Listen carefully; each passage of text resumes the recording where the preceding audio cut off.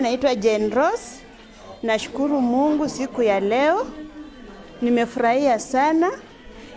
Nashukuru gavana wetu Matangi. Ametuokolea sana wamama. Nimeshukuru sana sana kabisa. Ametutoa mbali. Tulikuwa tunalia lakini tumeshukuru. Na kampeni na watoto wetu. Tutaki siasa kwa watoto wetu. Tumeshukuru sana gavana Matangi. Shida ilikuwa bill kabisa, ilikuwa imetulemea. Ilikuwa imetulemea.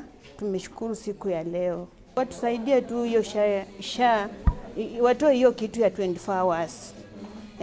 Hours ndio inatulemea. Si nini?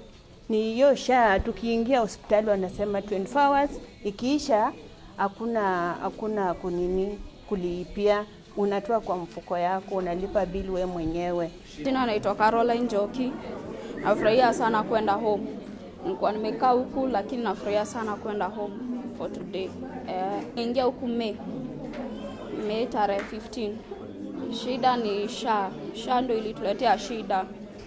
Hakukuwa na mtu wa kutuambia kunafaa kuingia sijui 24 hours sijui ufanye nini. Sha ndio imekalisha wengi wetu huku. Shida ni national government, wanafaa kuangalia kitu ya sha sana. Jua tungekuwa tumekaa huku for long kama ingekuwa ni sha inalipa, kama tungekuwa wanafaa kuwa hata na watu wa kutuambia hizo protocols zinaendeleanga kwa sha. Watoe jukaa sisi tungekaa huku. Watoto wetu wangekuwa kwa nyumba peke yao, kama mimi wangu nilikuwa nimeacha peke yao kwa nyumba, wangekuwa peke yao kwa nyumba. Tungekuwa nao, tungereleasiwa, our due date ikifika tulilisiwe, tudischargewe, sha ifanye kazi yake na si tuende home. Ningesema it's very bad, but hiyo fujo at least tumeona usaidizi kidogo, lakini it's very bad. Haifai kuwa tunapigiwa siasa sisi na watoto wetu.